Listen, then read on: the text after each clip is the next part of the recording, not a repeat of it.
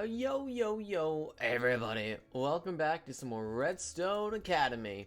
In this episode, we are going to be discussing droppers. Oh, I messed it up. We're going to be discussing hoppers, droppers, and dispensers. Yes, each of them have their own use cases, and just like pistons, are some of the most useful redstone machines or redstone things in the game. I put them honestly on par with pistons. They're very important for redstone circuits as well as other things. But yeah, why don't I just get into it? The hoppers and droppers are pretty similar, so I'm actually going to start by discussing droppers. I'm sorry, hoppers. Jeez, I can't speak. They sound way too similar. It's not my fault.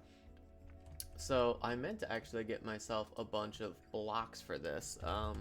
We'll use redstone as demonstration.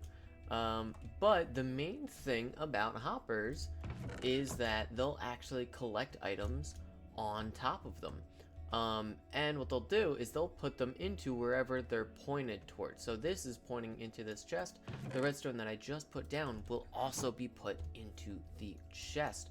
Not only will it suck items from thin air, it will suck items out of different chests. So if I put in just one piece of redstone in here, it'll be sucked out of this chest and put into this chest. Now there's a way that you can stop this from happening, and I actually already put things in here.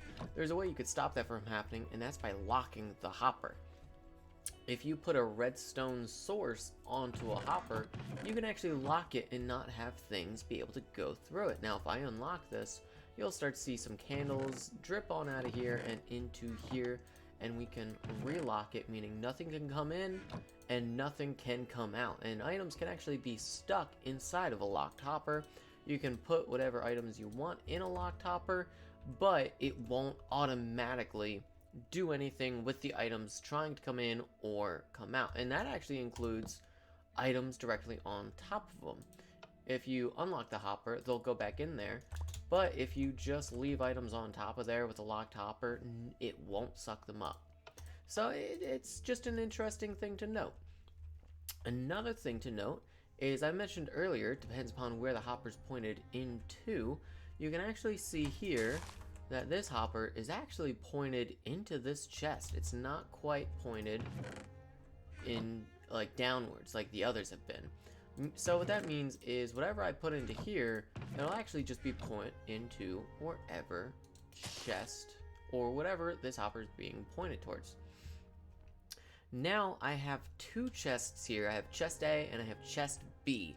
Now, if I put an item into here, what chest do you guys think the item will go into? Now you might say, oh, this is really easy, Celeste. Like, why are you even trying to test me on this knowledge? It's chest A.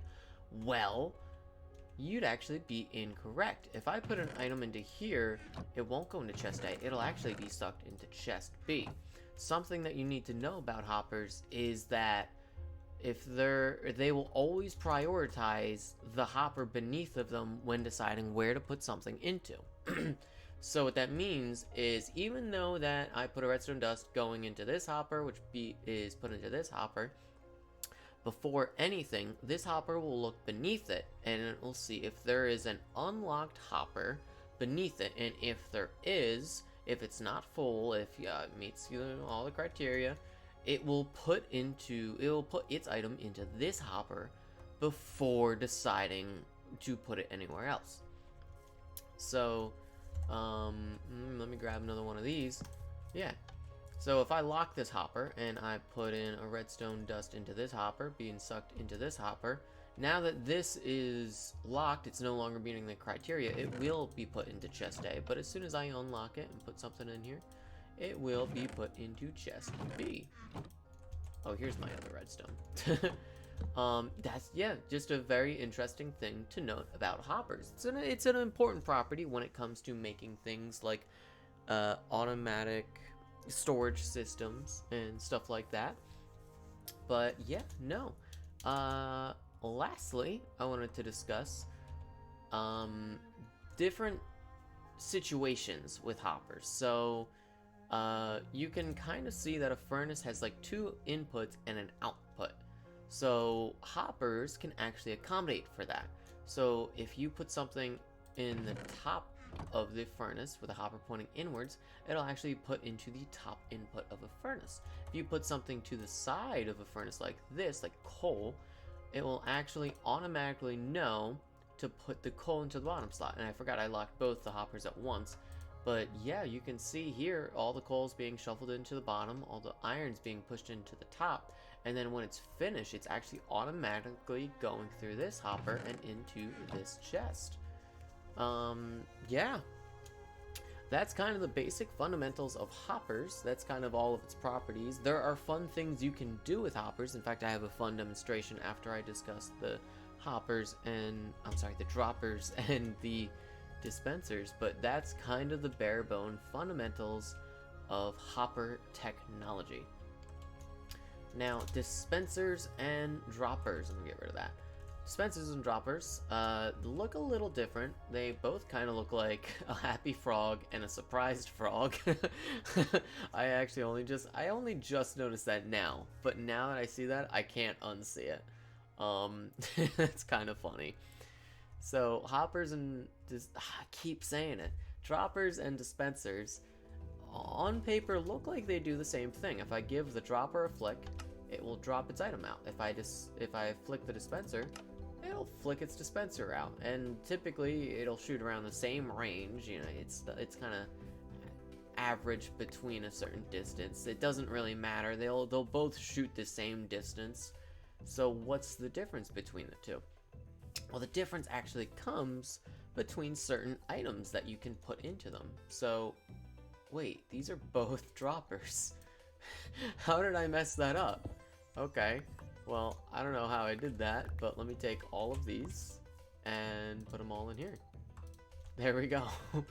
So, when I press this button, in fact, I don't know why I did that. I'm just gonna put the buttons up like this. When I drop an arrow, you see it just drops the arrow out, kind of like just shooting out a block. Wow, that one went really far.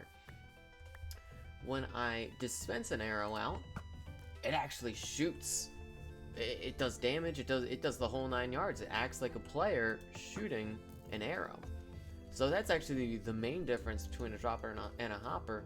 Sure, they'll both dispense blocks and, you know, normal things out, but when it comes to like arrows, fire charges, lingering potions, or different kinds of like shootable things, snowballs, they'll actually be dispensed and fired out rather than just dropped out. So that's kind of an interesting thing to note. Another interesting thing to note is the other fundamental bit of droppers and hoppers. Now I've put droppers in yellow, I put dispensers in blue, just to kind of differentiate them a little bit. That's a hard word to say, differentiate. Yeah, there we go. Yeah, so when you shoot a dropper into like a chest or a hopper or a barrel or whatever you have, it will actually shoot the item into the chest. Same cannot be said about a dispenser. When you shoot a dispenser into a chest or a hopper, it actually just fires out. It doesn't go into the chest at all, unlike the dropper. Now, what you can do with that is a little fun thing here. When I shoot a dropper when I shoot this candle into this hopper, wow, that was bad. That was actually the worst thing I've ever done in my life. When I shoot this candle into the dropper, the candle goes into the hopper and then back into the dropper. Now you might be like, well, what's the point of that? Well, there's an interesting little circuit here that we can make, and this is the first circuit that I've introduced into our Redstone Academy. I have a bunch of circuits lined up there. I can't wait to get to them. But this is just a little fun circuit that I wanted to demonstrate, and it's a randomizer circuit. So what I have in this dropper is I have a stone and I have a non-stackable item. It could be any item. I just decided to go with the golden shovel. So what happens is when the stone enters this hopper, the comparator will look at it and it will give a redstone signal of 1, which isn't a lot. It doesn't go very far, but when we put the shovel into the hopper, it'll detect it and it'll give a redstone signal of 2, which lights up this lamp. Now, on a parent, that's not a phrase, but I'm gonna make it one. Whenever you use a dropper or a hopper, it will randomly choose one of these 9 slots, as long as there's something filled in it. So it'll use one of these 2 slots to actually dispense out of. So when I press this button, either the stone or the shovel will be put into the hopper, and that will detect it. So what we've basically made is just a 1 and 2 randomizer. So you see I just got a stone, I just got a shovel there. So if we keep going, it's just a small randomizer. It just randomly chooses between the 2. But yeah, I basically just have a 1 and 2 randomizer. We can increase the randomization if you want. Now it's a 1 and 3 randomizer because I have 2 stackable items and a shovel. So now the lamp will light up less often. It's really not lighting up at all now, is it? It's just, there it goes. Yeah, well, 1 in 3 chance, what can I say? Yeah, I love randomizers. I like to use them in whatever system that I can. They're just a lot of fun. So, yeah, that is hoppers and droppers and dispensers. We're going to be doing a lot more of these later, especially when we start getting into redstone circuitry, because hoppers and droppers will come up a lot in minimizing the space that logic gates take up. But anyway, that's all I have time. Well, not time. That's really all I got for you guys today. If you enjoyed, please hit that like button. It does help me out quite a bit. I don't really ask for like buttons that much. I just figured I might try it out because, why not? But yeah, thanks for watching. Next time, I'm going to start to go over logic gates and simple circuits, and I really cannot wait. Oh, it's going to be so much fun. Yeah, thank you guys again, and I'll catch you on the flippity flops. Adios!